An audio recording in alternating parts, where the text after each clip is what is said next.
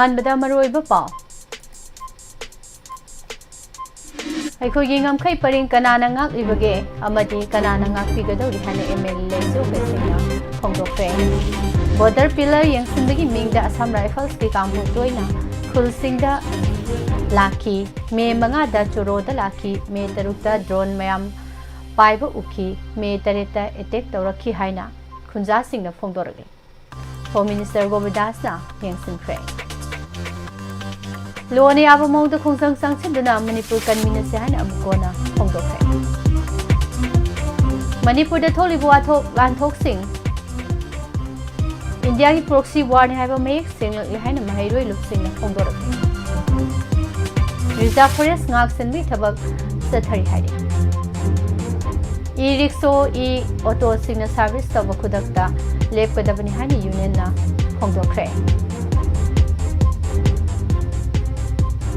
KNABꯅ ꯐꯥꯖꯤꯜꯂꯨꯕ ꯇꯥꯡꯈꯨꯜ ꯅꯨꯄꯤ ꯊꯥꯗꯣꯔꯛꯈ꯭ꯔꯦ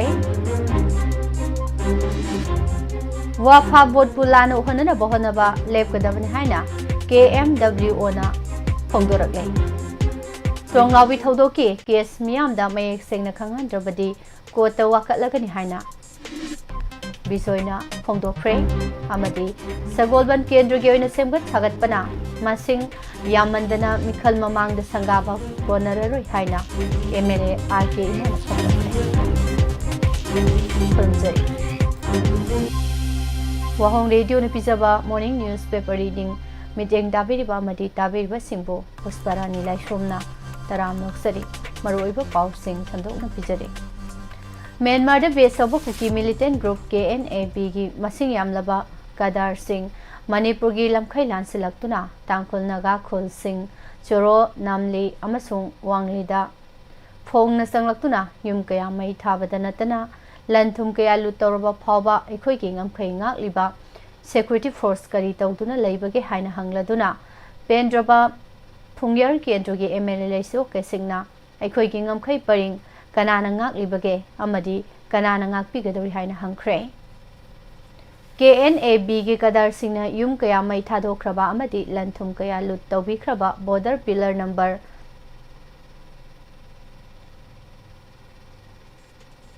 89 to 95ꯀꯤ ꯃꯅꯨꯡꯗ ꯂꯩꯔꯤꯕ ꯇꯥꯡꯈꯨꯜ ꯅꯥꯒꯥ ꯈꯨꯜ ꯆꯣꯔꯣ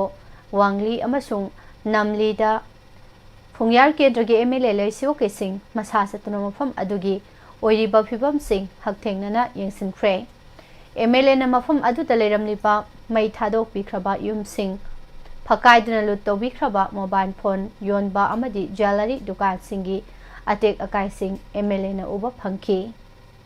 MLA ꯂꯩꯁꯨꯀꯩꯁꯤꯡꯅ ꯃꯍꯥꯛꯀꯤ ꯈꯣꯡꯆꯠ ꯑꯗꯨꯗ ꯄꯥꯎꯃꯤꯁꯤꯡꯒ ꯎꯅꯕꯗ ꯑꯣꯏꯔꯛꯂꯤꯕ ꯐꯤꯕꯝ ꯑꯁꯤꯗ ꯑꯩꯈꯣꯏꯒꯤ ꯁꯦꯀ꯭ꯌꯨꯔꯤꯇꯤ ꯐꯣꯔꯁ ꯀꯔꯤ ꯇꯧꯗꯨꯅ ꯂꯩꯔꯤꯕꯒꯦ ꯍꯥꯏꯕꯁꯤ ꯑꯆꯧꯕ ꯋꯥꯍꯪ ꯑꯃ ꯑꯣꯏꯔꯦ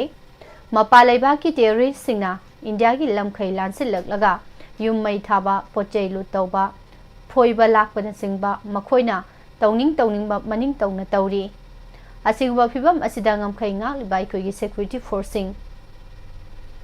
ꯀꯔꯤ ꯇꯧꯗꯨꯅ ꯂꯩꯔꯤꯕꯒꯦ ꯈꯨꯜꯁꯤꯡ ꯑꯁꯤꯗꯒꯤ ꯏꯔꯥꯞ ꯂꯥꯞꯇꯅ ꯀꯥꯁꯣꯝ ꯄꯨꯂꯤꯁ ꯁ꯭ꯇꯦꯁꯟ ꯂꯩꯔꯤꯕꯅꯤ ꯑꯗꯨꯕꯨ ꯊꯧꯗꯣꯛ ꯊꯣꯛꯄ ꯃꯇꯝ ꯑꯗꯨꯗ ꯄꯨꯂꯤꯁ ꯄꯔꯁꯅꯦꯜ ꯑꯃꯠꯇ ꯎꯕ ꯐꯪꯗꯦ ꯃꯇꯥꯡ ꯑꯁꯤꯗ ꯍꯪꯕ ꯌꯥꯔꯤꯕꯁꯤ ꯀꯅꯥꯅ ꯑꯩꯈꯣꯏꯒꯤ ꯉꯝꯈꯩ ꯉꯥꯛꯄꯤꯒꯅꯤ ꯍꯥꯏꯕꯁꯤꯅꯤ ꯋꯥꯍꯪ ꯑꯁꯤ ꯃꯤꯄꯨꯝ ꯈꯨꯗꯤꯡꯃꯛꯀꯤ ꯊꯃꯣꯏꯗ ꯂꯩꯕ ꯋꯥꯍꯪꯅꯤ ꯍꯥꯏꯅꯁꯨ MLA ꯂꯩꯁꯨꯅ ꯃꯈꯥ ꯇꯥꯅ ꯐꯣꯡꯗꯣꯛꯈꯤ ꯃꯐꯝ ꯑꯗꯨꯒꯤ ꯈꯨꯟꯖꯥꯁꯤꯡꯅ ꯐꯣꯡꯗꯣꯔꯛꯄꯒꯤ ꯃꯇꯨꯡ ꯏꯟꯅ ꯆꯣꯔꯣ ꯋꯥꯡꯂꯤ ꯃꯥꯔꯀꯦꯠ ꯑꯃꯗꯤ ꯅꯝꯂꯤꯗ ꯃꯇꯝ ꯑꯃꯠꯇꯗ ꯊꯥ ꯑꯁꯤꯒꯤ 8ꯀꯤ ꯑꯌꯨꯛ ꯑꯉꯟꯕ ꯄꯨꯡ 4 ꯇꯥꯕꯗ ꯑꯦꯇꯦꯛ ꯆꯠꯊꯔꯛꯄ ꯍꯧꯔꯒ ꯑꯦꯇꯦꯛ ꯑꯗꯨ ꯑꯌꯨꯛꯀꯤ ꯄꯨꯡ 8 ꯐꯥꯎꯕ ꯆꯠꯊꯈꯤ ꯃꯈꯣꯏꯅ ꯌꯨꯝ 10 ꯕꯥꯏꯛ 2 ꯚꯦꯍꯤꯀꯜ 3 ꯇꯨꯝꯅ ꯃꯩ ꯊꯥꯔꯝꯈꯤ ꯃꯁꯤꯗ ꯅꯠꯇꯅ ꯗꯨꯀꯥꯟꯁꯤꯡ ꯊꯣꯡ ꯐꯛꯀꯥꯏꯗꯨꯅ ꯂꯨꯠ ꯇꯧꯕꯒ ꯂꯣꯏꯅꯅ ꯖꯤꯞꯁꯤ 3 ꯑꯃꯁꯨꯡ ꯀꯦꯟꯕꯣ ꯕꯥꯏꯛ 8 ꯍꯨꯔꯥꯟꯈꯤ ꯍꯥꯏꯔꯤ ꯃꯁꯥꯒꯤ ꯃꯁꯛ ꯃꯃꯤꯡ ꯇꯥꯛꯊꯣꯛꯅꯤꯡꯗꯕ ꯈꯨꯟꯖꯥ ꯅꯨꯄꯤ ꯑꯃꯅ ꯐꯣꯡꯗꯣꯔꯛꯄꯗ ꯅꯨꯃꯤꯠ ꯑꯗꯨꯒꯤ ꯑꯌꯨꯛ ꯄꯨꯡ 4 ꯇꯥꯕꯗ ꯌꯥꯝꯅ ꯅꯛꯅ ꯅꯣꯡꯃꯩ ꯀꯥꯞꯄꯒꯤ ꯃꯈꯣꯜ ꯑꯃ ꯇꯥꯈ꯭ꯔꯕ ꯃꯇꯨꯡ ꯏꯀꯥꯟ ꯀꯥꯟꯅꯗꯅ ꯃꯁꯤꯡ ꯈꯪꯗꯅ ꯅꯣꯡꯃꯩ ꯀꯥꯞꯄꯒꯤ ꯃꯈꯣꯜ ꯇꯥꯈꯤ ꯃꯍꯥꯛ ꯖꯪꯒꯜꯗ ꯆꯦꯟꯗꯦ ꯌꯨꯝꯗ ꯑꯗꯨꯃꯛ ꯂꯦꯡꯗꯅ ꯂꯩ ꯉꯥꯏꯍꯥꯛ ꯂꯩꯔꯒ ꯃꯍꯥꯛꯀꯤ ꯌꯨꯝꯗ ꯀꯗꯔꯁꯤꯡ ꯑꯗꯨ ꯃꯊꯪ ꯆꯪꯂꯛꯈꯤ ꯃꯈꯣꯏꯅ ꯑꯩꯍꯥꯛꯀꯤ ꯀꯣꯛꯇ ꯅꯣꯡꯃꯩ ꯅꯝꯂꯒ ꯃꯈꯣꯏꯒꯤ ꯂꯩꯈꯤꯗ꯭ꯔꯕ ꯀꯗꯔ 5 KNABꯒꯤ ꯁꯣꯁꯤꯌꯦꯜ ꯃꯤडियाꯗ ꯍꯥꯟꯅ ꯁꯔꯀꯨꯂꯦꯠ ꯇꯧꯈ꯭ꯔꯕ ꯐꯣꯇꯣ ꯎꯠꯂꯒ NSN IMꯒꯤ ꯀꯗꯔꯁꯤꯡ ꯀꯗꯥꯏꯗ ꯂꯩ ꯍꯥꯏꯅ ꯍꯪꯈꯤ꯫ ꯃꯈꯣꯏꯒꯤ ꯃꯔꯛꯇ ꯃꯩꯇꯩꯂꯣꯟ ꯈꯔ ꯉꯥꯡꯕ ꯉꯝꯕ ꯑꯃ ꯌꯥꯎꯕꯒ ꯂꯣꯏꯅꯅ ꯃꯍꯥꯛꯅ ꯇ꯭ꯔꯥꯟꯁꯂꯦꯠ ꯇꯧꯈꯤ꯫ ꯃꯈꯣꯏꯒꯤ ꯋꯥꯍꯪꯒꯤ ꯄꯥꯎꯈꯨꯝ ꯑꯣꯏꯅ ꯑꯩꯍꯥꯛꯇꯤ ꯃꯁꯤꯒꯤ ꯃꯇꯥꯡꯗ ꯀꯔꯤꯃꯠꯇ ꯈꯪꯗꯦ ꯍꯥꯏꯅ ꯈꯨꯝꯈꯤ꯫ ꯃꯁꯤꯒꯤ ꯃꯇꯨꯡ ꯑꯩꯈꯣꯏꯒꯤ ꯄꯥꯁꯇꯔ, ꯃꯍꯥꯛꯀꯤ ꯂꯣꯏꯅꯕꯤ ꯑꯃꯗꯤ ꯃꯍꯥꯛ ꯃꯁꯥ ꯌꯥꯎꯅ ꯄꯨꯟꯅ ꯆꯔꯆ ꯑꯃꯗ ꯄꯨꯗꯨꯅ ꯃꯅꯨꯡꯗ ꯊꯝꯈꯤ꯫ ꯑꯩꯈꯣꯏꯅ ꯂꯥꯏ ꯈꯨꯔꯨꯝꯅꯕ ꯃꯈꯣꯏꯗ ꯍꯥꯏꯖꯈꯤ, ꯑꯗꯨꯕꯨ ꯃꯍꯥꯛꯀꯤ ꯈꯨꯠꯇꯒꯤ ꯕꯥꯏꯕꯜꯒꯤ ꯂꯥꯏꯔꯤꯛ ꯑꯗꯨ ꯃꯨꯟꯈꯤ꯫ ꯃꯈꯣꯏꯅ ꯄꯥꯁꯇꯔꯒꯤ ꯂꯦꯞꯇꯣꯞ ꯑꯃꯗꯤ ꯆꯔꯆꯀꯤ ꯄ꯭ꯔꯤꯟꯇꯔꯁꯨ ꯄꯨꯈꯤ꯫ ꯑꯩꯈꯣꯏꯕꯨ ꯆꯔꯆ ꯃꯅꯨꯡꯗ ꯄꯨꯡ ꯑꯃꯔꯣꯝ ꯐꯥꯖꯤꯟꯗꯨꯅ ꯊꯝꯂꯕ ꯃꯇꯨꯡ ꯀꯣꯟꯅ ꯊꯥꯗꯣꯔꯛꯈꯤ꯫ ꯑꯩꯈꯣꯏ ꯑꯂꯣꯌꯣꯗ ꯇꯝꯅ ꯂꯥꯛꯈꯤ ꯑꯃꯗꯤ ꯃꯐꯝ ꯑꯗꯨꯗ ꯃꯍꯥꯛ ꯑꯀꯤ ꯇꯨꯖꯨꯡꯕ ꯍꯦꯟꯅ ꯐꯥꯎꯔꯛꯈꯤ ꯍꯥꯏꯈꯤ꯫ ꯈꯨꯟꯖꯥ ꯅꯨꯄꯤ ꯑꯗꯨꯅ ꯃꯈꯥ ꯇꯥꯔꯗꯨꯅ ꯍꯥꯏ, ꯅꯨꯃꯤꯠ ꯑꯗꯨꯒꯤ ꯑꯌꯨꯛ ꯄꯨꯡ 7 ꯇꯥꯕ ꯃꯇꯝ ꯊꯧꯗꯣꯛ ꯊꯣꯛꯄ ꯂꯣꯏꯔꯕ ꯃꯇꯝꯗ ꯑꯁꯥꯝ ꯔꯥꯏꯐꯜꯁꯀꯤ ꯀꯥꯡꯕꯨ ꯂꯥꯛꯈꯤ꯫ ꯃꯇꯝꯗꯨꯗ ꯃꯍꯥꯛꯅ ꯅꯈꯣꯏ ꯀꯔꯤꯒꯤ ꯊꯦꯡꯅ ꯂꯥꯛꯄꯅꯣ, ꯌꯨꯝ ꯂꯣꯏꯅꯃꯛ ꯑꯣꯟꯈ꯭ꯔꯦ ꯍꯥꯏꯅ ꯄꯦꯟꯗꯕ ꯐꯣꯡꯗꯣꯛꯈꯤ꯫ ꯑꯂꯣꯌꯣꯗ ꯂꯩꯔꯤꯕ ꯑꯁꯥꯝ ꯔꯥꯏꯐꯜꯁ ꯀꯦꯝꯞ ꯑꯗꯨ ꯆꯣꯔꯣ ꯈꯨꯜꯗꯒꯤ ꯃꯤꯇꯔ ꯈꯔ ꯈꯛꯇꯃꯛ ꯆꯠꯂꯒ ꯂꯩꯕꯅꯤ꯫ ꯊꯥ ꯑꯁꯤꯒꯤ 5ꯗ ꯆꯣꯔꯣ ꯈꯨꯜꯗ ꯑꯁꯥꯝ ꯔꯥꯏꯐꯜꯁꯀꯤ ꯀꯥꯡꯕꯨ ꯂꯥꯛꯈꯤ꯫ ꯃꯦ 6ꯗ ꯗ꯭ꯔꯣꯟꯁꯤꯡ ꯄꯥꯏꯕ ꯎꯈꯤ, ꯑꯗꯨꯒ ꯃꯦ 8ꯀꯤ ꯑꯉꯟꯕ ꯑꯦꯇꯦꯛ ꯑꯗꯨ ꯇꯧꯔꯛꯈꯤꯕꯅꯤ꯫ ꯕꯣꯔꯗꯔ ꯄꯤꯂꯔ ꯉꯥꯛ ꯁꯦꯟꯕꯒꯤ ꯃꯤꯡꯗ ꯑꯁꯥꯝ ꯔꯥꯏꯐꯜꯁꯀꯤ ꯀꯥꯡꯕꯨ ꯈꯨꯜꯁꯤꯡ ꯑꯗꯨꯗ ꯇꯣꯏꯅ ꯂꯥꯛꯈꯤ꯫ ꯉꯝꯈꯩ ꯄꯔꯤꯡꯗ ꯂꯩꯔꯤꯕ ꯇꯥꯡꯈꯨꯜ ꯅꯥꯒꯥ ꯈꯨꯟꯖꯥꯁꯤꯡ ꯍꯧꯖꯤꯛꯁꯨ ꯑꯀꯤꯕ ꯄꯣꯛꯂꯤ꯫ ꯃ꯭ꯌꯥꯟꯃꯥꯔꯗ ꯕꯦꯖ ꯇꯧꯕ ꯃꯤꯂꯤꯇꯦꯟꯠꯁꯤꯡ ꯑꯗꯨꯅ ꯂꯩꯔꯤꯕ ꯃꯐꯝ ꯑꯗꯨ ꯁꯨꯞꯅꯒꯤ ꯀꯤꯂꯣꯃꯤꯇꯔ 4-5 ꯕꯣꯔꯗꯔꯗꯒꯤ ꯂꯥꯞꯅ ꯂꯩꯕꯅ ꯑꯃꯨꯛ ꯍꯜꯂꯛꯀꯗ꯭ꯔꯥ ꯍꯥꯏꯕꯒꯤ ꯃꯤꯄꯥꯏꯕ ꯄꯣꯛꯅꯔꯤ꯫ ꯑꯃꯔꯣꯝꯗ ꯀꯥꯝꯖꯣꯡ ꯗꯤꯁꯇ꯭ꯔꯤꯛꯀꯤ ꯕꯣꯔꯗꯔ ꯄꯔꯤꯡꯗ ꯂꯩꯔꯤꯕ ꯇꯥꯡꯈꯨꯜ ꯅꯥꯒꯥ ꯈꯨꯜꯁꯤꯡ ꯆꯣꯔꯣ, ꯅꯝꯂꯤ ꯑꯃꯁꯨꯡ ꯋꯥꯡꯂꯤꯗ ꯊꯥ ꯑꯁꯤꯒꯤ 8ꯀꯤ ꯑꯌꯨꯛꯇ ꯃ꯭ꯌꯥꯟꯃꯥꯔꯗ ꯕꯦꯖ ꯇꯧꯕ ꯃꯤꯂꯤꯇꯦꯟꯠ ꯒ꯭ꯔꯨꯞ KNABꯒꯤ ꯀꯗꯔ 300 ꯏꯟꯗꯤꯌꯥꯒꯤ ꯉꯝꯈꯩ ꯂꯥꯟꯁꯤꯜꯂꯛꯇꯨꯅ ꯐꯣꯡꯅ ꯆꯪꯂꯛꯂꯒ ꯈꯨꯜ 3 ꯑꯁꯤꯒꯤ ꯌꯨꯝ ꯀꯌꯥ ꯃꯩ ꯊꯥꯔꯝꯈꯤ꯫ ꯁꯅꯥ ꯂꯨꯄꯥ, ꯒꯥꯔꯤ ꯀꯌꯥ ꯂꯨꯠ ꯇꯧꯈꯤꯕ ꯊꯧꯗꯣꯛ ꯑꯗꯨꯕꯨ ꯋꯥꯔꯀꯤꯡ ꯀꯃꯤꯇꯤ ꯌꯨꯅꯥꯏꯇꯦꯗ ꯅꯥꯒꯥ ꯀꯥꯎꯟꯁꯤꯜꯅ ꯑꯀꯟꯕ ꯃꯑꯣꯡꯗ ꯅꯝꯂꯤ ꯑꯃꯁꯨꯡ ꯋꯥꯡꯂꯤꯗ ꯍꯣꯝ ꯃꯤꯅꯤꯁꯇꯔ ꯒꯣꯕꯤꯟꯗꯥꯁ ꯀꯣꯟꯊꯧꯖꯝ ꯑꯃꯁꯨꯡ MLAꯁꯤꯡꯅ ꯍꯛꯊꯦꯡꯅꯅ ꯌꯦꯡꯁꯤꯟꯈ꯭ꯔꯦ꯫ Home minister ꯒꯣꯕꯤꯟꯗꯥꯁ Konthoujam, Naga MLA 3 ꯑꯃꯗꯤ ꯃꯩꯇꯩ ꯐꯪꯍꯜ MLA 1 ꯌꯥꯎꯕ ꯀꯥꯡꯕꯨ ꯑꯁꯤꯅ ꯉꯔꯥꯡ ꯖꯦꯠ ꯆꯣꯔꯣ, ꯅꯝꯂꯤ ꯑꯃꯗꯤ ꯋꯥꯡꯂꯤ ꯚꯤꯂꯦꯖꯇ ꯆꯠꯇꯨꯅ ꯈꯨꯜ 3 ꯑꯁꯤꯗ ꯑꯣꯏꯔꯤꯕ ꯐꯤꯚꯝꯁꯤꯡ ꯌꯦꯡꯁꯤꯟꯈꯤ꯫ ꯂꯣꯏꯅꯅ ꯃꯐꯝ ꯑꯗꯨꯗ ꯂꯧꯈꯠꯂꯤꯕ ꯁꯦꯀ꯭ꯌꯨꯔꯤꯇꯤꯒꯤ ꯆꯦꯛꯁꯤꯟ ꯊꯧꯔꯥꯡꯁꯨ ꯀꯨꯞꯅ ꯌꯦꯡꯁꯤꯟꯈꯤꯕꯒ ꯂꯣꯏꯅꯅ ꯈꯨꯜꯒꯤ ꯂꯨꯆꯤꯡꯕꯁꯤꯡ ꯑꯃꯗꯤ ꯂꯩꯍꯧꯔꯤꯕ ꯈꯨꯟꯖꯥꯁꯤꯡꯒꯁꯨ ꯋꯥꯔꯤ ꯁꯥꯅꯈꯤ꯫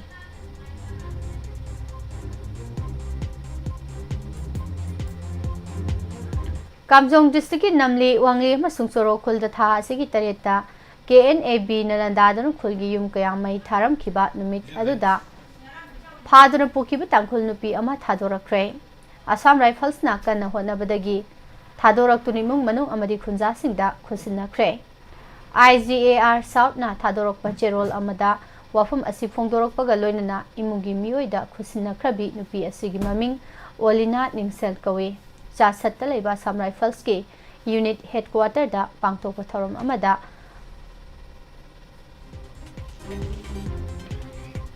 ꯑꯣꯂꯤꯅꯥꯕꯨ ꯏꯃꯨꯡꯒꯤ ꯃꯤꯑꯣꯏꯁꯤꯡꯗ ꯈꯨꯠꯁꯤꯟꯅꯔꯛꯈꯤꯕꯅꯤ꯫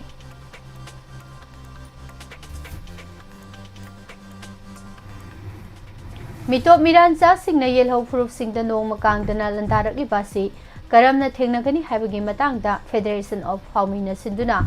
ꯏꯟꯗꯤꯖꯤꯅꯁ ꯄꯤꯄꯜꯁ ꯃꯤꯠ ꯑꯃ ꯊꯥ ꯑꯁꯤꯒꯤ 19ꯗ ꯄꯦꯂꯦꯁ ꯀꯝꯄꯥꯎꯟꯗ ꯂꯩꯕ ꯏꯕꯣꯌꯥꯏꯃ ꯁꯨꯃꯥꯡ ꯂꯤꯂꯥ ꯁꯪꯂꯦꯟꯗ ꯄꯥꯡꯊꯣꯛꯂꯒꯅꯤ꯫ ꯗꯨꯏꯂꯥꯂꯦꯟꯗ ꯂꯩꯕ ꯐꯦꯗꯔꯦꯁꯟ ꯑꯣꯐ ꯐꯥꯎꯃꯤꯒꯤ ꯑꯣꯐꯤꯁꯇ ꯉꯔꯥꯡ ꯄꯥꯡꯊꯣꯛꯈꯤꯕ ꯄꯥꯎꯒꯤ ꯃꯤꯐꯝ ꯑꯃꯗ ꯐꯦꯗꯔꯦꯁꯟ ꯑꯁꯤꯒꯤ ꯄ꯭ꯔꯁꯤꯗꯦꯟꯠ ꯁꯥꯄꯝꯆꯥ ꯖꯥꯗꯨꯃꯅꯤꯅ ꯃꯊꯛꯀꯤ ꯋꯥꯐꯝ ꯑꯁꯤ ꯐꯣꯡꯗꯣꯛꯂꯗꯨꯅ ꯄꯥꯡꯊꯣꯛꯀꯗꯧꯔꯤꯕ ꯃꯤꯐꯝ ꯑꯁꯤꯗ ꯂꯝꯗꯝ ꯑꯁꯤꯒꯤ ꯌꯦꯜꯍꯧ ꯃꯤꯁꯤꯡꯅ ꯁꯔꯨꯛ ꯌꯥꯕꯤꯌꯨ ꯍꯥꯏꯅ ꯐꯣꯡꯗꯣꯛꯈꯤ꯫ ꯁꯨꯗ ꯂꯩꯕ ꯂꯥꯜꯍꯧꯕꯁꯤꯡ ꯏꯟꯗꯤꯌꯥ ꯒꯣꯚꯔꯟꯃꯦꯟꯠꯅ ꯃꯈꯣꯏꯒꯤ ꯈꯨꯠꯂꯥꯏ ꯑꯣꯏꯅ ꯁꯤꯖꯤꯟꯅꯗꯨꯅ ꯂꯥꯛꯂꯤ꯫ ꯐꯤꯚꯝ ꯑꯁꯤꯗ ꯑꯩꯈꯣꯏꯒꯤ ꯂꯥꯏꯕꯛ ꯑꯩꯈꯣꯏꯅ ꯀꯟꯖꯕ ꯅꯠꯇꯅ ꯃꯤꯇꯣꯞꯅ ꯑꯩꯈꯣꯏꯒꯤ ꯂꯥꯏꯕꯛ ꯀꯟꯕ ꯉꯝꯂꯣꯏ꯫ ꯃꯁꯤꯅ ꯃꯔꯝ ꯑꯣꯏꯔꯒ ꯌꯦꯛ ꯁꯂꯥꯏ ꯂꯩꯕ ꯌꯦꯜꯍꯧ ꯐꯨꯔꯨꯞꯁꯤꯡ ꯄꯨꯟꯁꯤꯟꯗꯨꯅ ꯂꯝꯗꯝ ꯑꯁꯤ ꯀꯟꯅꯅꯕ ꯍꯣꯠꯅꯕꯒꯤ ꯃꯊꯧ ꯇꯥꯏ꯫ ꯂꯣꯏꯅꯅ ꯊꯣꯛꯂꯤꯕ ꯏꯁꯨ ꯀꯌꯥ ꯑꯁꯤ ꯀꯔꯝꯅ ꯊꯦꯡꯅꯒꯅꯤ ꯍꯥꯏꯕꯗꯨ ꯃꯤꯐꯝ ꯑꯁꯤꯗ ꯈꯟꯅ ꯅꯩꯅꯒꯅꯤ ꯍꯥꯏꯈꯤ꯫ ꯂꯩꯕꯥꯛ ꯅꯤꯡꯕ ꯔꯥꯖꯅꯤꯇꯤ ꯋꯥꯂꯥ ꯑꯃꯁꯨꯡ ꯁꯦꯁꯣ ꯈꯔꯅ ꯁꯦꯟꯗꯥꯟ ꯂꯝꯕꯤ ꯑꯃꯗꯤ ꯀꯔꯕꯥꯔ ꯑꯃ ꯑꯣꯏꯅ लेबाक निंगबा तोकपीरो हाइना सोशियो पॉलिटिकल कमेंटेटर सोंगथाम बिजोयना फोंदोखरे लोइनाना नुमित कुनगनिपानी सुरबा एनआई ना पाइकिबा ट्रोंगलाउबी थौदोकी केस अथुबा मतमदा मियामदा मयेक सेंगना खांगहनद्रबदी लोगी मतेंग लौरगा कॉम्पिटेंट कोर्टा चटलगनी हाइकी वाफम सिंगरांग लमफेलदा लेबा महाकी संगाइदा पांगथोखिबा पाउगी मिफम अमदा फोंदोखिबने महांगना मखा ताना हाई एप्रिल 3 की लोनबा अहिंगदा ट्रोंगलाउबीदा थोखिबा थौदोक अदुगी मतंगदा थिजिननबा एनआईना केस असि पाइखिबा नुमित कुनिपानी सुरे मखोइना थिजिनबगी प्रोग्रेस खरा मणिपुर मियामदा अपडेट तौफम थोई साथीख्रबा क्राइम अमबो कुइना नमसिनदुना थंबा हौनदे अमदी केस असि थिजिनबा मतमदा कंखतनिंगबा मी एक्यूज ओइना यावरब्रा हाइबगी सिग्नबा लई अथुबा मतमदा पब्लिक ता खंगहनबा याबा खंगहनद्रबदी लोगी मतेंग लौरगा कॉम्पिटेंट कोर्टा चलगनी हाइकी अमदी केस असिगी मतंगदा कुपना थिजिलबा मतुंगदा एनआईए नसु चौराकपा अमा एप्रिल 10 की पाउसे सिंगदा अनकपा मफमदगी मी नेक्लगा चथाहनबनी चिंगनै हाइबा वाफम थमकी हिरम असिगा मरी लेनना टीवी चैनल अमदा पेनालिस्ट अमा ओइना सरु यारुबदा महाकी ओइबा वाफम खरा थमलुबदा तोंगान तोंगानबा माइकेदगी मियामना रिएक्ट तौरकपा लैखी अदुमकु महाकी वाखलोंदा मुन्ना खलबा मतुंगदा रिएक्ट तौरकलिबसिंग अदुगी मतंगदा नुंगाइतबा पोक्ते हक्सिना लौदे महाक मसादा सादा चावन दरकार ओइदे हाइना लौई हाइखी अमरोमदा इरमदम असिदा हौजिक सथरिबा थौंग कया असिगी मतंगदा पल्लदुना महाकना हाई जिंदना मणिपुर कनगदबनी लाउरगसु तौथोरकपदना मणिपुरदगी मितै मुतखिननबगी खोंथांग ngakta tawi leibakidama katholaba thauba haibasi mama leibakidamak nokna nokna pharsigi sagai kaba ngammi hainaribani nongsana kanano lamhuina kanano san ninghanbana kanano khadoktrabadi mitei mutkhiba khanghauraroi haiduna leibak ningba rajniti wala amasung CSO kharna sendal lambi amadi karbar ama oina leibak ningba tokpiro haiki amadi Manipurda sendal irang saganaba aranba narrative amana mang thaduna hekta puthorei akhang ahai intellectual singna sumthoklubada kanagumba kharna adumak sawba miyam ama mayumda thomjinba yakhai thugai tawduna kihanba amasung achumu wafam adu namduna lalle hahenba kaya ama sathari matau asumna maitei singna intellectual resourcing machin meli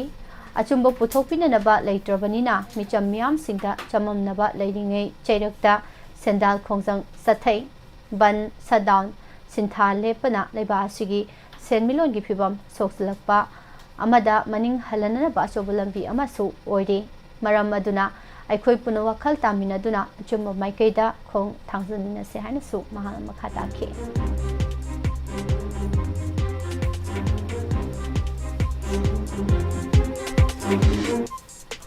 India lenga ki mathakta miyamna democratic parliamentary oiba international law na yaba maungda khongsang sang sinduna Manipur si convener si haina all Manipur United Clubs Organization amukogi president Sorok Haibam Sanjoina phongdokre Kumjali singani kulhumdogi me ahumdagi lamdam asigi chamjaraba micham miyamda leptana satharakliba mihar mipungi thawdok wathok asi India gi proxy war ni haiba hena India na tawrakliba thabak thawong asina mayek sengna takli haina mahiroi luptarung na punna thadorokpa cherol amana haire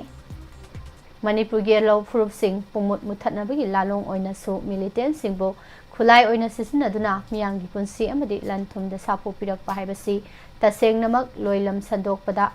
hakleng draba India lenga ki loi sanabagi supnam sasan ki lengak lon makha samthanabagi amadi khunai muthatnanabagi thawong khudakta lepkadabani Kamjong district ki thawdok kamari leinana India amadi Manipur lenga ki maikedi wahai machet ama phawba ngangdana tumina leisinba silenga ki khut yaurabra haibasi wahang oire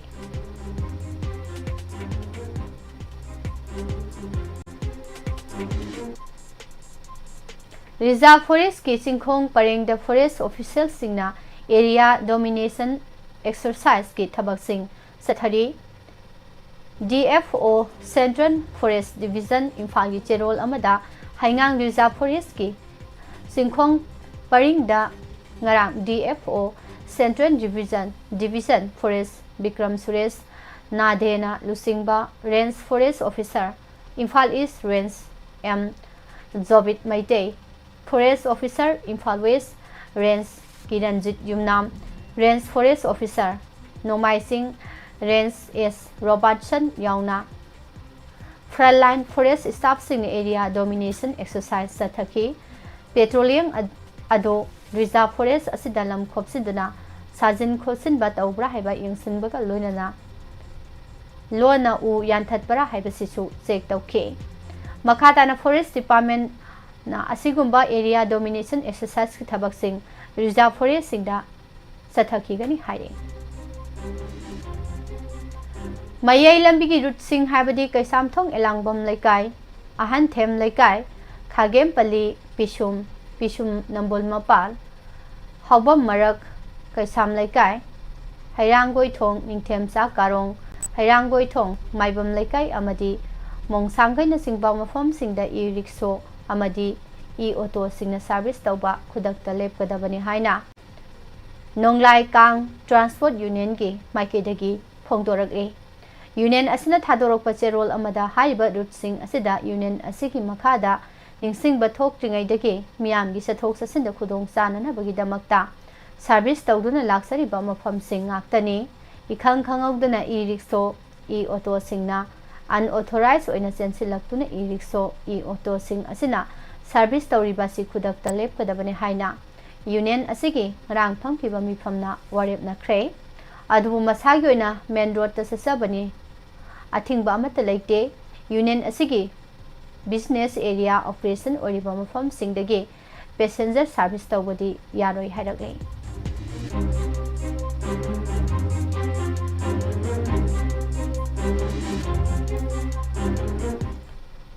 Kangabam Laikai Nambul Mapal Danong Nasaba Garden Hut Sang Amangarang Sagolban Kendrugi MLA RK Imona Sangadram Yam the Kusina Kre Sagolban Kendrugi Oina Simbat Sagatpana Masing Yamandana Mikal Mamang the Sangaba Gonararoi Haine MLA RK Imona Pongto Kre MLA RK Imogi PRO na Thadorok Paserol Amada Ngarang Hangdokri Basang Asi Hokiba Thada Laikai Gisil Inaw Ahal Laman Singna Tagalakpa proposal amagi matung ina MLA gi local area development fund dagi chaurakna lakh ahum sangna sengbat khibani mamang da Nambol Mapal luna na thamna bagi pandamda Kangabam Laikai Nambol Mapal asimaktada Laikol amati Central Park ama MLA RK Imona Sangadon Miyamda kusina kiba Laikre Sang hangdopagi thoramda MLA RK Imona phongdokibada garden asida Ngaihak awa pothaba matamda nungsa saba nong shubana kudong sadaba thon basing ado leitanaba ahal laman angang sing amadi park asida lakliba khuding maki yenglaga sang asi semgat pani haiki makha tarakpada mapani ba pau pisat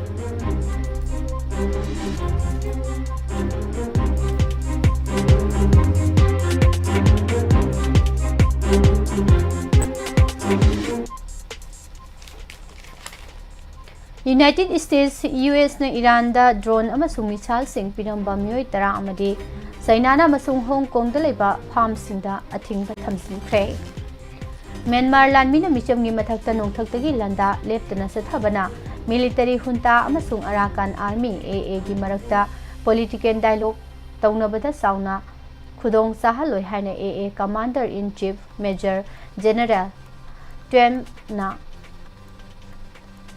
Phongdokre Sri Lanka da sahi tara mathoi da ngai binupi macha ama danataba lamchat chatluba ahal orba Buddhist lamboiba ama Sri Lanka police ta phakre masai sahi budra mathoi suraba Palegama Hemara Thana Kauba Miyamna Sakhanglaba lamboiba do laiba adugi police na ngarang Colombo da laiba private hospital amadagi phagat khibani Canada gi Abbotsford ta laiba matai manau ama hatpada senaba India dagi haukiba miyoi ahum Canada court na maral leire haina laukthokre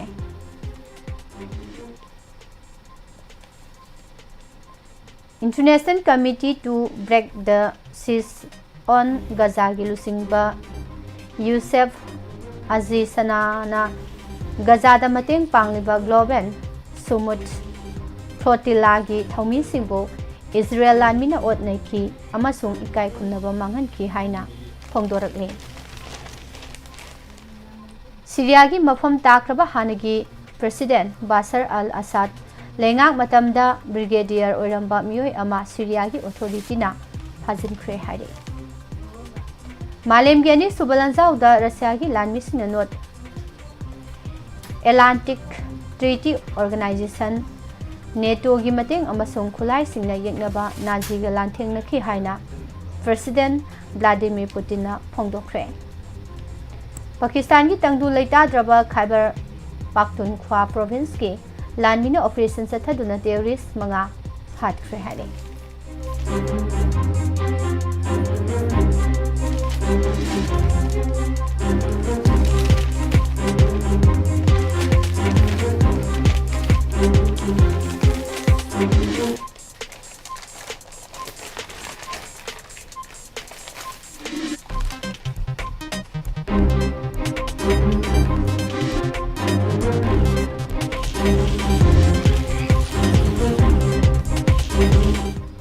West Bengal gi BJP Legislature Party gi lusingba Subendu Adhikari Chief Minister oina wasak lawtuna state asigi ahanba BJP lengak lusingba oikhre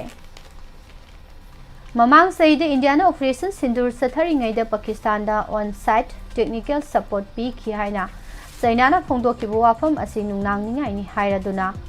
haiba wafam si parliament puthokuna khanagada bani haina Congress ki General Secretary Communications Joyram Ramesna demand of Lieutenant General N.S. Raza Subramni retired Pro India Novo Chief of Defense Staff CDS oina country Mahak Department of Military Affairs ki Secretary oina su thau puragani hauze CDS oriba General Anin Chauhan gi thasi gi kunthra da loiragada bana Maram oiraga mathangi numitagi Lieutenant General N.S. Rajabu CDS oina thaupuba haugadabani Daungna register tawrakiba mining money laundering case ka mari lenana satharakiba thiba humbagi thabak tharom singi manung sana Enforcement Directorate ED na Punjab ki Industries Minister Sanjeev Arora amasung mahakamari renaba mioi kharagi yumda red sathakraba matung Minister Sanjeev Arora po phagat kre Bijoy Chandrasekhar na Tamil Nadu gi Governor R.V. Alekarga ahumlak unaduna TV ke gi lengak semge haijabada Governor na majority mark yaude haiduna yarakhidaba matung amadi TV ke da saugatpa party singi apunba MLA masingi matangda chamam naba thoktuna laklaba matungda ngarang Congress CPI, CPIM, VCK amasung IUMNL na saugatuna majority mark yoraba matungda Governor ga marirak subo oina unaduna Bijoy na DVK gi lengak semge haibada Governor na ayaba pikre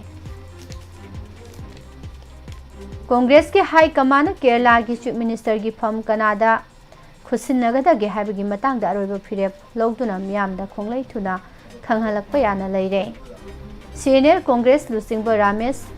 Senithalana phongdokibda party ki High Command state ki lusingba singa New Delhi da mifam pangthoktuna Chief Minister gi pham Canada khusinnagada ge haibagi matangda kupna khanakhre Rahul Gandhi amasung party ki President Mallikarjun Kharge da state ki lusingba singna Chief Minister gi pham Canada pifam thokpagi haibagi matangda marik sumba wafam thamki athubu matamda High Command na warep lawduna khanghalak haike South Central Railway ki Gudankal Division na Agartala da sengadaba Parcel Cargo Express ama launch tawkhre loisilakpada maroiba paw mohana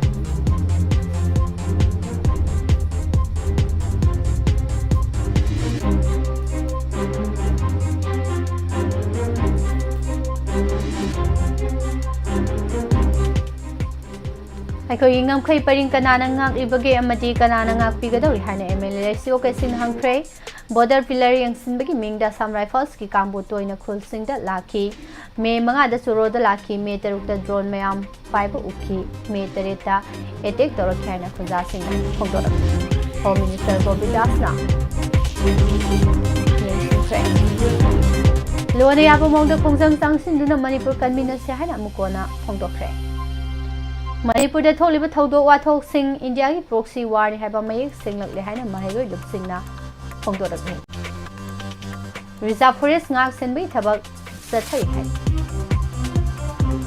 KNABꯅ ꯐꯥꯖꯤꯜꯂꯨꯕ ꯇꯥꯡꯈꯨꯜ ꯅꯨꯄꯤ ꯊꯥꯗꯣꯔꯛꯈ꯭ꯔꯦ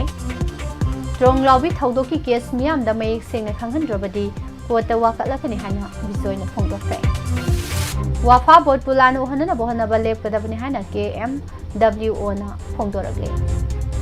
E-rickshaw ꯏ-ꯑꯣꯇꯣꯁꯤꯡꯅ service ꯇꯧꯕ ꯈꯨꯗꯛꯇ ꯂꯦꯞꯀꯗꯕꯅꯤ ꯍꯥꯏꯅ ꯌꯨꯅꯤꯌꯟꯅ ꯐꯣꯡꯗꯣꯛꯈ꯭ꯔꯦ ꯑꯃꯗꯤ ꯁꯒꯣꯜꯕꯟ ꯀꯦꯟꯗ꯭ꯔꯒꯤ ꯑꯣꯏꯅ ꯁꯦꯝꯒꯠ ꯁꯥꯒꯠꯄꯅ ꯃꯁꯤꯡ ꯌꯥꯝꯃꯟꯗꯅ ꯃꯤꯈꯜ ꯃꯃꯥꯡꯗ ꯁꯪꯒꯥꯕ ꯀꯣꯟꯅꯔꯔꯣꯏ ꯍꯥꯏꯅ MLA RK ꯏꯃꯣꯅ ꯐꯣꯡꯗꯣꯛꯈ꯭ꯔꯦ ꯄꯤꯖꯔꯤꯕ ꯄꯥꯎꯁꯤꯡ ꯑꯁꯤꯒ ꯂꯣꯏꯅꯅ ꯅꯨꯡꯇꯤꯒꯤ ꯐꯣꯡꯂꯤꯕ ꯄꯥꯎꯆꯦꯁꯤꯡꯗꯒꯤ ꯂꯧꯊꯣꯛꯆꯕ ꯃꯔꯨꯑꯣꯏꯕ ꯄꯥꯎꯁꯤꯡ ꯃꯤꯌꯥꯝꯅ ꯄꯤꯖꯕ ꯂꯣꯏꯁꯤꯟꯖꯔꯤ ꯃꯈꯥ ꯇꯥꯔꯛꯄꯗ ꯃꯇꯝ ꯃꯇꯝꯒꯤ ꯋꯥꯐꯝ ꯑꯃꯨꯛ ꯇꯥꯃꯤꯟꯅꯁꯤ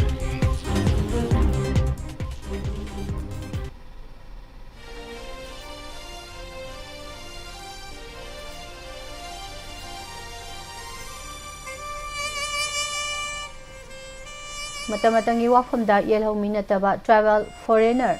ꯃꯌꯦꯛ ꯁꯦꯡꯅ ꯈꯪꯗꯣꯛꯅꯕ ꯊꯕꯛ ꯂꯩꯉꯥꯛ ꯑꯃꯗꯤ ꯃꯤꯌꯥꯝꯅ ꯄꯥꯏꯈꯠꯀꯗꯕꯅꯤ ꯍꯥꯏꯕꯁꯤꯗ ꯊꯝꯖꯔꯤ ꯏꯔꯝꯗꯝ ꯃꯅꯤꯄꯨꯔ ꯑꯁꯤ ꯁꯝꯕꯜ ꯈꯥꯗ꯭ꯔꯕ ꯏꯪꯈꯣꯜ ꯑꯃꯒ ꯆꯞ ꯃꯥꯟꯅꯕ ꯍꯥꯏꯕꯗꯨ ꯑꯣꯏꯔꯦ ꯁꯝꯕꯜ ꯈꯥꯕꯤꯗ꯭ꯔꯕ ꯏꯪꯈꯣꯜꯗ ꯆꯪꯅꯤꯡꯕ ꯁꯥ ꯁꯟ ꯃꯅꯤꯡ ꯇꯝꯅ ꯆꯪꯕꯒꯨꯝ ꯂꯦꯞꯄ ꯂꯩꯇꯅ ꯃꯤꯇꯣꯞ ꯃꯤꯔꯥꯟꯆꯥ ꯀꯌꯥ ꯁꯪꯁꯤꯜꯂꯛꯄ ꯍꯥꯏꯕꯗꯨ ꯑꯣꯏꯔꯤ ꯃꯗꯨꯅ ꯃꯤꯇꯣꯞꯅ ꯊꯨꯝꯍꯠꯈꯤꯗꯨꯅ ꯌꯦꯜꯍꯧꯃꯤꯁꯤꯡ ꯏꯀꯨꯏ ꯀꯨꯏꯗꯅ ꯃꯨꯠꯈꯤꯕ ꯌꯥꯕꯒꯤ ꯑꯀꯤꯕ ꯐꯤꯚꯝ ꯑꯗꯨ ꯂꯥꯛꯂꯕꯅꯤ ꯃꯗꯨꯅ ꯃꯅꯤꯄꯨꯔꯗꯒꯤ ꯌꯦꯜꯍꯧꯃꯤ ꯅꯠꯇꯕꯁꯤꯡ ꯃꯁꯛ ꯃꯨꯟꯅ ꯈꯪꯗꯣꯛꯇꯨꯅ ꯃꯁꯥꯒꯤ ꯃꯔꯝꯗꯝꯗ ꯍꯜꯍꯟꯈꯤꯅꯅꯕꯒꯤ ꯊꯕꯛ ꯑꯁꯤ ꯃꯅꯤꯄꯨꯔ ꯂꯩꯉꯥꯛꯅ ꯂꯩꯖꯕꯤ ꯊꯥꯗꯨꯅ ꯍꯣꯠꯅꯐꯝ ꯊꯣꯛꯏ ꯂꯣꯏꯅꯅ ꯃꯤꯌꯥꯝꯅꯁꯨ ꯂꯩꯉꯥꯛꯀꯤ ꯃꯇꯦꯡ ꯄꯥꯡꯗꯨꯅ ꯃꯥꯏ ꯄꯥꯛꯅꯕ ꯍꯣꯠꯅꯕ ꯆꯨꯝꯒꯅꯤ ꯍꯧꯖꯤꯛ ꯂꯩꯉꯥꯛ ꯑꯃꯁꯨꯡ ꯃꯤꯌꯥꯝꯅ ꯇꯧꯗꯕ ꯌꯥꯗꯕ ꯑꯗꯨꯗꯤ ꯃꯅꯤꯄꯨꯔꯗ ꯂꯩꯔꯤꯕ ꯇ꯭ꯔꯥꯏꯕꯁꯤꯡ ꯑꯁꯤꯒꯤ ꯃꯅꯨꯡꯗ ꯑꯁꯦꯡꯕ ꯌꯦꯜꯍꯧꯃꯤ ꯑꯣꯏꯕ ꯇ꯭ꯔꯥꯏꯕ ꯐꯨꯔꯨꯞꯁꯤꯡ ꯑꯗꯨ ꯀꯔꯝꯕꯅꯣ ꯑꯗꯨꯒ ꯑꯁꯦꯡꯕ ꯌꯦꯜꯍꯧꯃꯤ ꯅꯠꯇꯕ ꯐꯨꯔꯨꯞꯁꯤꯡ ꯑꯗꯨꯅ ꯀꯅꯥꯅꯣ ꯍꯥꯏꯕꯁꯤ ꯃꯌꯦꯛ ꯁꯦꯡꯅ ꯈꯪꯗꯣꯛꯄ ꯑꯁꯤꯅꯤ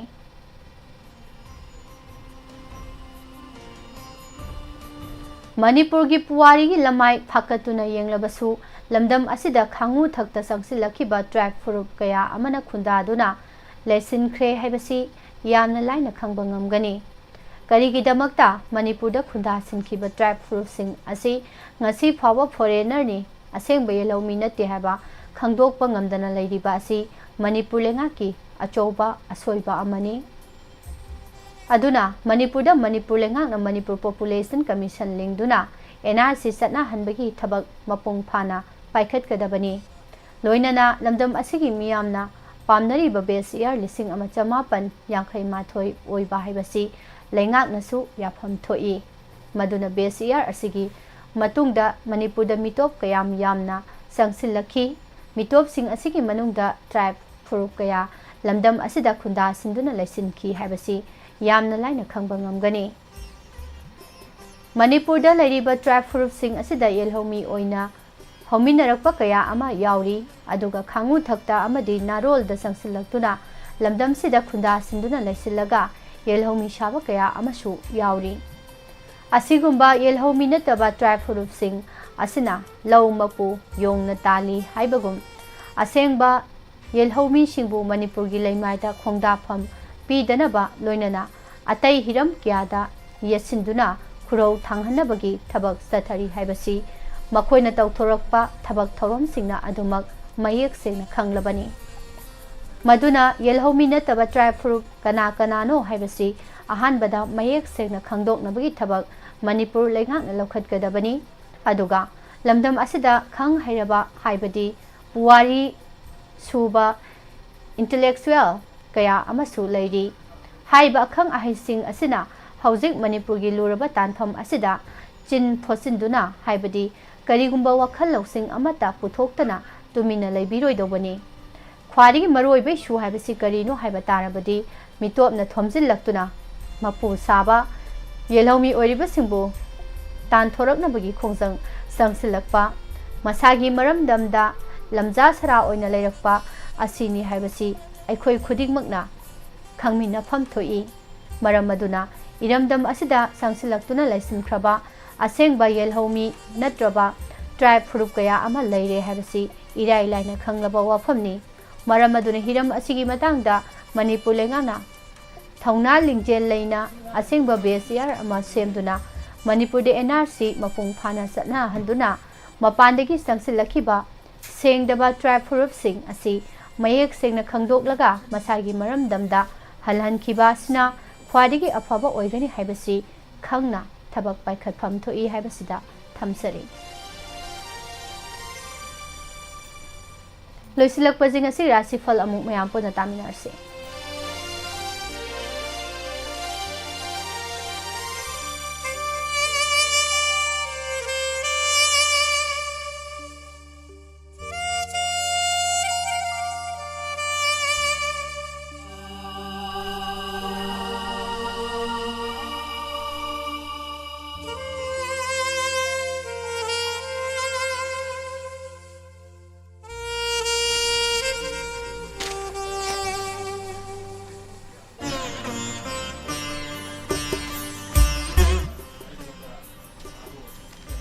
ngasi kalen gi kulhumdoi ni panba lising ani kunga taruk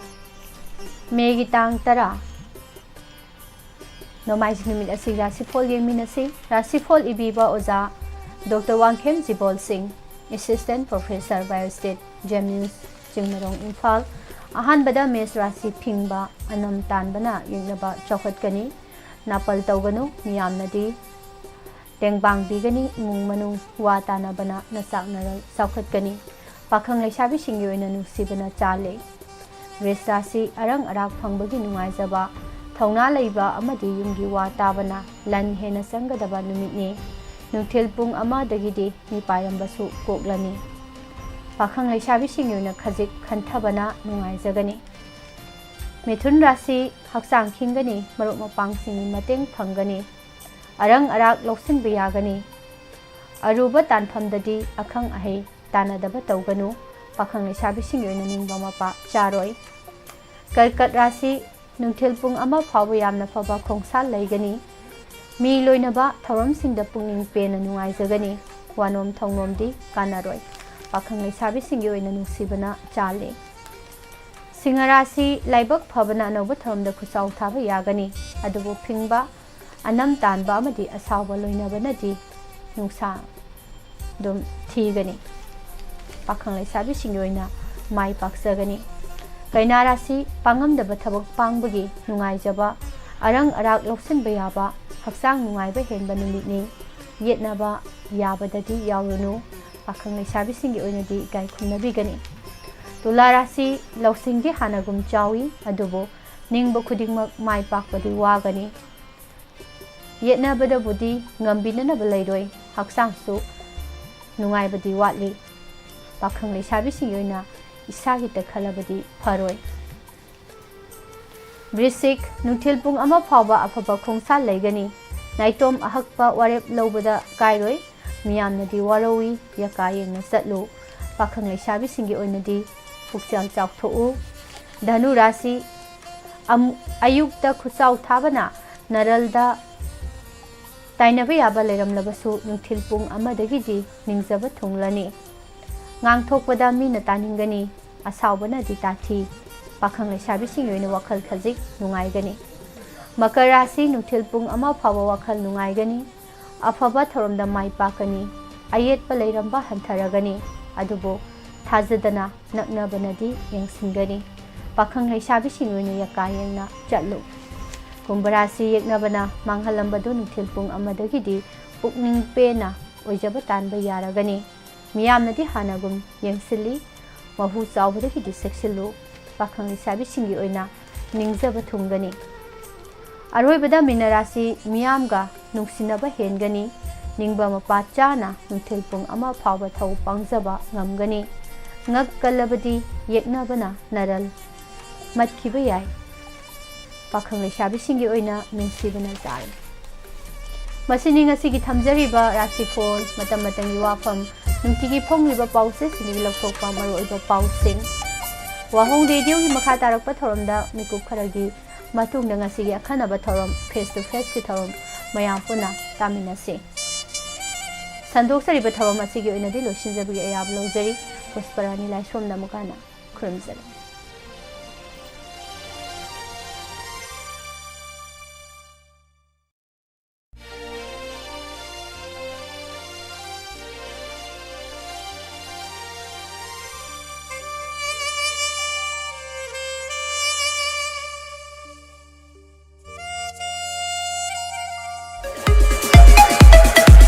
Nungairaba Paujil Assam Downtown University Guwahati Panjariba Assam Downtown University Guwahati da Tonga course singa tambiring labadi ngasi makhudong chaba silobi Coursing adudi Agricultural Science and Technology, Physiotherapy and Rehabilitation, Engineering, Science, Nursing, Humanities and Social Science, Commerce and Management, Pharmaceutical Science, Computer Technology, Paramedical Science. Haribo coursing asigidama Manipur Office, Admission Office of Assam Downtown University, Babupara, Bosem Lerak, Imphal. Akopa Marol Gidama 9612709-509 Noinana 8575326215 Kudong Chaba Khara Panjarabada 95% Matakta Labusing 100% scholarship on semester fee 90% Matakta Labusing 50% scholarship